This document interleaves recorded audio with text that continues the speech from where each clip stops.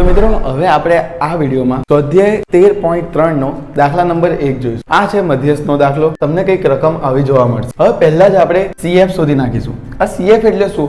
તો કે સંચય આવૃત્તિ. તો સંચય આવૃત્તિ કેવી રીતે શોધાય? અહીંયા 4 દેખાય છે, તમારે અહીંયા 4 મૂકી દેવાના. મૂકી દીધા. હવે જોજો 4 ને 5 9, 9 અને 13 કેટલા? તો કે 22, 22 અને 20 42, 42 વત્તા 14 કેટલા થાય? તો કે 56, 56 અને 8 64 અને 64 અને 4 કેટલા થઈ જાય?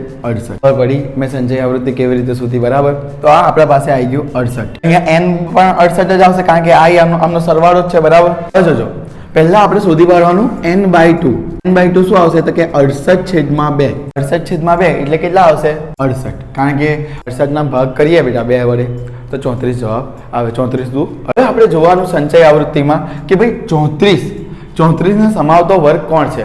તો અહીંયા 22 એ 34 ને સમાવે ના, પણ 42 એ 34 ને સમાવે.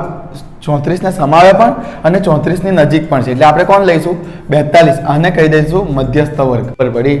બરાબર. આને કહી દઈશું મધ્યસ્થ વર્ગ. આને કહી દઈશું આપણે f, આને કહી દઈશું l અને cf નહીં કહીશું, આને કહીશું cf. આપણે ચાલો લઈ લઈએ. l બરાબર શું આવી જશે?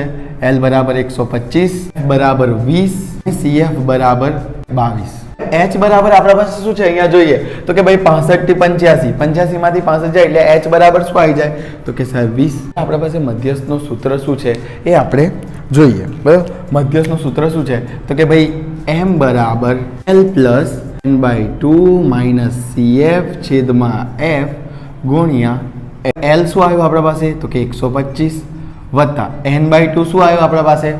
તો કે 34 ઓછા cf શું આવ્યું અહીંયા આપણા પાસે? 22. f શું છે?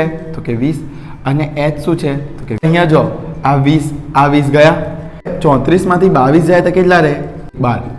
હવે 125 વત્તા 12 કરીએ આપણે તો કેટલા થાય બેટા? 37. બરાબર. અહીંયા આવી જશે 137 જવાબ. બરાબર આપણા પાસે આવી જશે 137.